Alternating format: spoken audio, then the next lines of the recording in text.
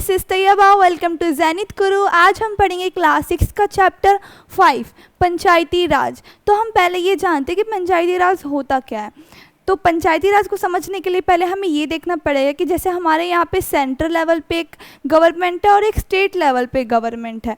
तो अगर जो सेंटर और स्टेट लेवल पे गवर्नमेंट है और जो ये छोटे छोटे एरिया होते हैं, तो अब वो तो छोटे छोटे एरिया में जो प्रॉब्लम है उनको तो वो नहीं एड्रेस कर सकती, क्योंकि उनको वहाँ तक वो पहले जो प्रॉब्लम्स है वो वहाँ तक पहुँच ही नहीं पाएगी। तो इसलिए जो है हम लेके आते हैं पंचायती राज सिस्टम, जिसे हम लोकल सेल्फ गवर्नमेंट भी बोलते हैं।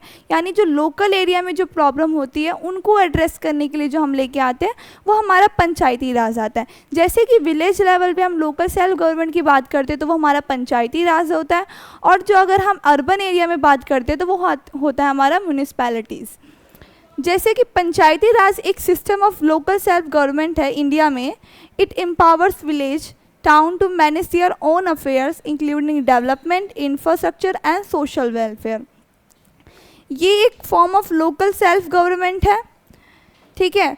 It is a form of implement democracy at the grass root level. जैसे कि हमारे महात्मा गांधी थे, उन्होंने भी यही कहा था कि ग्रास रूट लेवल पे अगर हम डिसेंट्रलाइजेशन करते हैं, डेमोक्रेसी को लेके आते हैं, तो वहाँ की डेवलपमेंट भी होती है। तो जैसे कि democracy at grass root level, जैसे डेमोक्रेसी कैसे कि लोकल गवर्नमेंट जो होती है यानी लोकल सेल्फ गवर्नमेंट जहाँ पे बनती है, वहाँ के विलेज के जो लोग होते हैं वो लोग एक गवर्नमेंट यानी एक सरपंच बनाते हैं। फिर वो वहाँ के जो सरपंच होते हैं और जो पंच होते हैं वो मिलके वहाँ के डिसीजन लेते हैं उस एरिया, उस पर्टिकुलर विलेज के। जैसे कि ये आर्टिकल 40 ऑफ इंडियन कॉन्स्टिट्यूशन में मेंशन था, बट ये उस टाइम पे मैंडेटरी नहीं था। लेकिन जब 73rd अमेंडमेंट 1992 में आया था उस टाइम पे ये कंपलसरी कर दिया। और जो फर्स्ट स्टेट थी जिसमें पंचायती राज सिस्टम इस्टेब्लिश हुआ था वो था राजस्थान। उसके बाद सारे स्टेट में कंपलसरी कर दिया था। जैसे कि हम देख रहे हैं कि 73rd अमेंडमेंट एक्ट 1992 में ये आया था। फिर ये हमारा मेंशन है part 9 of constitution and schedule 11 में। अब जैसे कि हमने जाना कि पंचायती राज सिस्टम एक विलेज लेवल पे होता है, तो इसके भी 3 टायर यानी 3 लेवल्स हैं। जैसे फर्स्ट लेवल पे आता हमारा ज़िला परिषद। ज़िला परिषद मीन्स डिस्ट्रिक्ट लेवल पे। जो डिस्ट्रिक्ट लेवल पे है वो हमारा ज़िला परिषद है। और जो फिर ब्लॉक लेवल यानी पंचायत समिति, यानी जो डिस्ट्रिक्ट के अंदर बहुत सारे ब्लॉक्स होते हैं। जैसे ये एक ब्लॉक है, एक यहाँ ब्लॉक है, ये ब्लॉक है, तो ये सारे जितने भी ब्लॉक हैं ये सब हमारे होते हैं पंचायत समिति। यानी ये एक पंचायत, जो ये ब्लॉक है ये पंचायत समिति है। एक ये ब्लॉक है ये भी एक पंचायत समिति है। एक ये ब्लॉक है ये भी एक पंचायत समिति। ऐसे एक डिस्ट्रिक्ट में बहुत सारे ब्लॉक्स होते हैं, तो वो हमारा पंचायत समिति होता है। फिर इसके बाद में हमारा इसके लास्ट लेवल पे आता है ग्राम पंचायत, यानी एकदम विलेज लेवल पे। यानी जो ब्लॉक लेवल है, यानी ये एक ब्लॉक है, इस ब्लॉक में कुछ विलेजेस होते हैं। अब ये 3-4 विलेज को बना के एक ब्लॉक बनता है। यानी ये जो ग्राम पंचायत यानी 3-4 ग्राम पंचायत को मिला के क्या बनता है, एक ब्लॉक बनता है। तो ये ब्लॉक को हम क्या कहते हैं, पंचायत समिति। और जब ये पंचायत समिति यानी ये एक पंचायत समिति है, फिर एक ये पंचायत समिति है, यहाँ एक पंचायत समिति, ऐसे बहुत सारी पंचायत समिति हो गई। उन सबको मिला के हमारा बनता है एक डिस्ट्रिक्ट, ठीक है। जैसे ये सारी, जैसे हमारा एक स्टेट है, स्टेट में बहुत सारी डिस्ट्रिक्ट होती है, ठीक है। जैसे हम एग्जांपल लेते हैं राजस्थान का। राजस्थान में 33 डिस्ट्रिक्ट होती है, तो उन 33 डिस्ट्रिक्ट के 33 ज़िला परिषद होती है उस स्टेट में। जैसे एक डिस्ट्रिक्ट के अंदर क्या होते हैं, पंचायत समिति होती है बहुत सारी, और उस पंचायत समिति के अंदर बहुत सारे विलेज होते हैं, तो वो हमारा ग्राम पंचायत होता है। अब इसको थोड़ा सा हम और डीपली पढ़ेंगे। जैसे ग्राम पंचायत यानी जो हम विलेज लेवल पे बात करते हैं, ग्राम पंचायत कब बनती है, जैसे ग्राम सभा है। ग्राम सभा वो होती है एक विलेज में जितने भी 18+ अडल्ट हैं, वो जितने भी मेंबर जो वोटिंग के लिए एलिजिबल है, वो सारे क्या बनाते हैं मिलके ग्राम सभा। और उस ग्राम सभा में इलेक्ट होके कौन बनते हैं, सरपंच बनते हैं और पंच जो होते हैं। जैसे कि ये एक विलेज है, ठीक है, आप देख रहे हो ये विलेज है। इस विलेज के अंदर कुछ कॉन्स्टिट्यूंसी है, जैसे एक ये, तो ये जो छोटे छोटे वार्ड्स बने हुए हैं इनमें से एक पंच बनते हैं। इनमें से जो ग्राम सभा के जो पीपल है वो यहाँ से इलेक्ट करते हैं एक एक कॉन्स्टिट्यूंसी, यानी जो ये वार्ड होते हैं छोटे छोटे एक विलेज के अंदर, उस वार्ड में से एक पंच इलेक्ट करते हैं, तो वो बनता है हमारा पंच। और पंच के अलावा जो उनका हेड होता है, जो उन पंच से मिलके बनता है एक हेड, वो होते हैं हमारे सरपंच। तो ग्राम पंचायत बनती है, gram panchayat is elected by the villagers themselves and its member are called sarpanch यानी हेड, और जो उनके मेंबर्स यानी जो होते हैं वो पंच। यानी जैसे मैंने बताया आपको कि एक विलेज होता है, उसके अंदर छोटे छोटे वार्ड्स होते हैं या कॉन्स्टिट्यूंसी बोल सकते हैं, तो उनमें से जो पीपल इलेक्ट होते हैं वो हमारे होते हैं वार्ड मेंबर जैसे कि पंच, वो हमारे पंच होते हैं। वो सारे पंच मिला के और एक सरपंच मिला के हमारा बनता है ग्राम पंचायत। जो gram panchayat is responsible for planning and implementing development programs in the village, collecting taxes and managing local resources। अब ये टैक्स जो कलेक्ट करते हैं इसका यूज़ क्या है? अब जो ग्राम पंचायत में कोई हमें डेवलपमेंट लानी होती है या कुछ भी लाना होता है तो उसके लिए हमें फ़ंड्स की ज़रूरत होती है, तो वो फंड्स हमें कहाँ से मिलते हैं? टैक्स से। जो ये टैक्स लेते हैं इन्हीं से ये लोग क्या करते हैं? डेवलपमेंट करते हैं।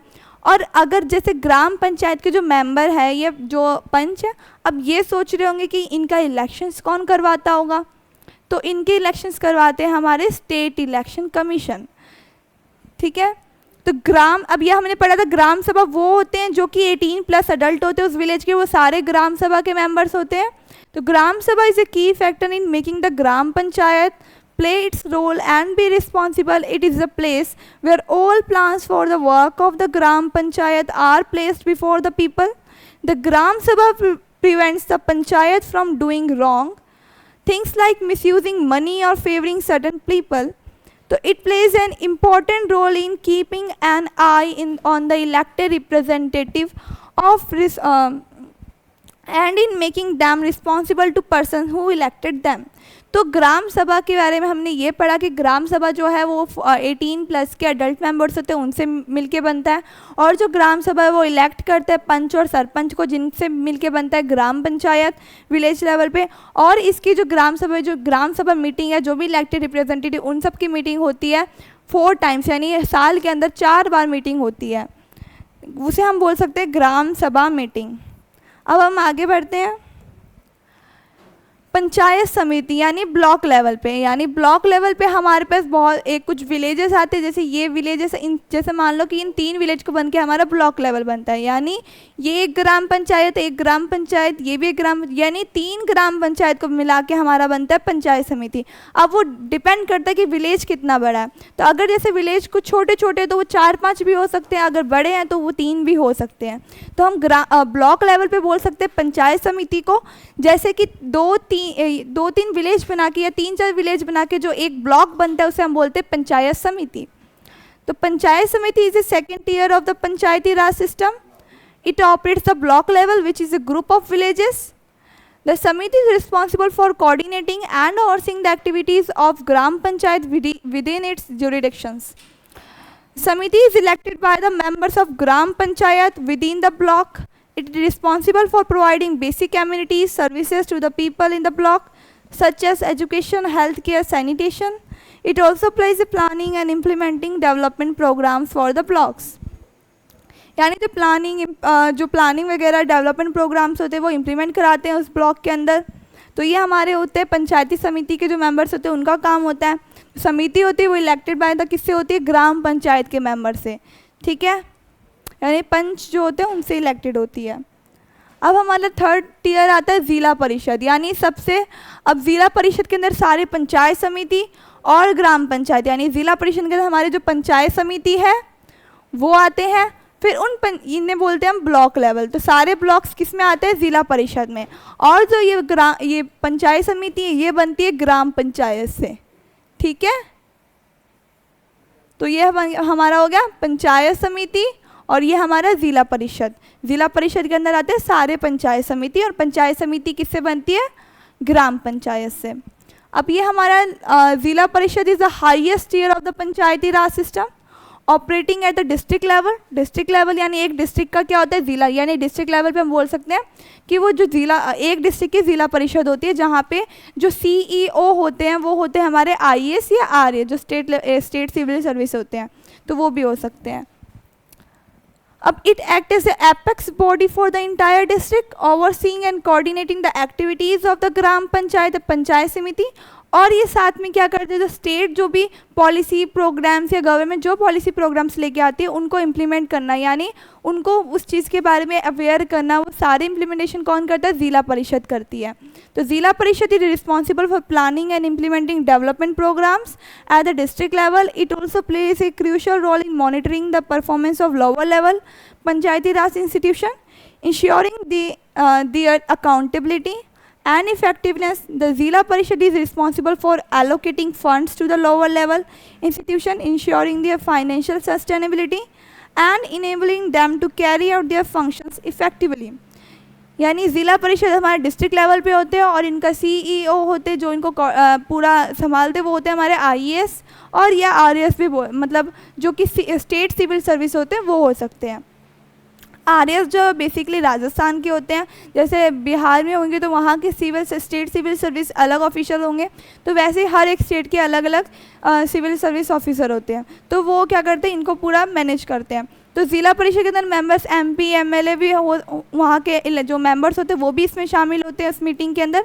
तो ये हमारा था ज़िला परिषद। तो हमने आज पूरा कंक्लूड करके हम कंक्लूजन निकालते हैं कि पंचायती राज सिस्टम एक रूरल लोकल सेल्फ गवर्नमेंट है जिसके अंदर 3 लेवल्स है।